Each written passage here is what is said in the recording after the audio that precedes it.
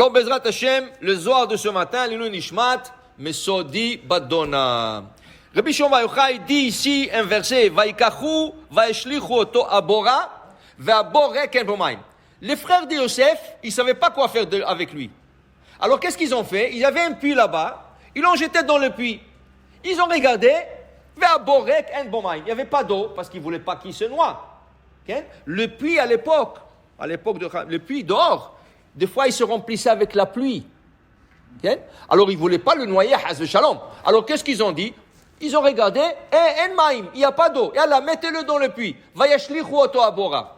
Mais ils ne savaient pas qu'il n'y avait pas de la Gemara dit. Ils ne savaient pas qu'il n'y a pas d'eau. Oui, ça, ils ont vu. Mais ils n'ont pas vu qu'il y avait plein de serpents et de scorpions là-bas. Et s'il aurait fait un faux mouvement, il aurait mordu. Il aurait tué. Okay?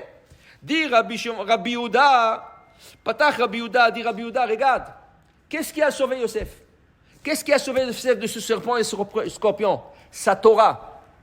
La Torah qu'il étudiait. Pourquoi les frères l'ont jeté dans le puits? À cause d'une jalousie. Quelle était la jalousie? Oui, ils racontaient les rêves, mais c'est pas ça. C'est pas ça. Ça, c'est rien que le déclenchement de toute l'affaire. Mais c'est quoi la jalousie? Comment elle a commencé? Son père, Yaakov, lui a enseigné la Torah qu'il a appris pendant 14 ans à la yeshiva de Shem Ve'ever. Qui veut dire, c'est sûr que Yaakov, il apprenait la Torah avec tous ses enfants, avec Reuven, Shimon, Lévi, tout le monde. Mais il y avait une Torah spéciale qu'il a appris pendant 14 ans dans une yeshiva spéciale de Shem Ve'ever. Shem, c'est le fils de Noah. Ever, c'est son fils. Alors, il y a une Torah spéciale que Yaakov, il a étudié 14 ans. Quand il se sauvé de son frère, il est parti là-bas se cacher 14 ans. Il a appris une Torah très spéciale. Et ça, il en prenait rien qu'avec Yosef. Le frère était jaloux. Pourquoi nous, il nous apprend pas ça? Oui, il nous apprend la Torah, mais pourquoi rien qu'avec lui? Qu'est-ce qu'il y a? Pourquoi? Parce que c'est le fils de Rachel? Parce qu'il aimait Rachel? Ça crée une jalousie. Et là, il venait avec des rêves. Et là, ils ont décidé de se débarrasser de lui. Qu'est-ce qui a protégé Yosef, dit Rabbi Yehuda, qu'est-ce qui a protégé Yosef dans le puits avec des serpents et des scorpions? Sa Torah. La Torah qu'il a appris, c'est ça qu'il a protégé. Qu'est-ce qui va le protéger en Égypte? Quand il va être le seul juif dans tout l'Égypte. Et les Égyptiens, ils l'ont maltraité au début. Qu'est-ce qui va le protéger? La Torah. On va voir, plus tard, dans la suite du Zohar, comment le patron, celui qui l'a acheté, Potiphar, il le torturait. Et Hachem était toujours avec lui.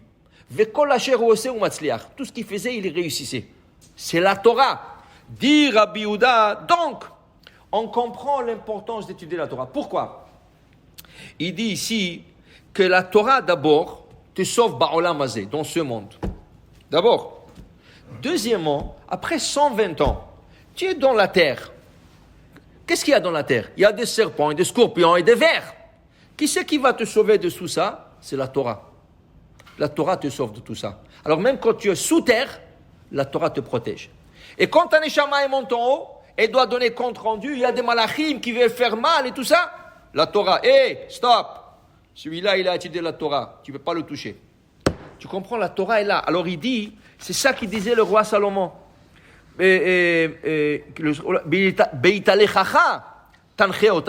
Quand tu marches dans ce monde, c'est la Torah qui te dirige. C'est la Torah qui t'accompagne. Beshorbecha, quand tu es couché, ça veut dire sous terre. Tishmor alecha, c'est la Torah qui te protège.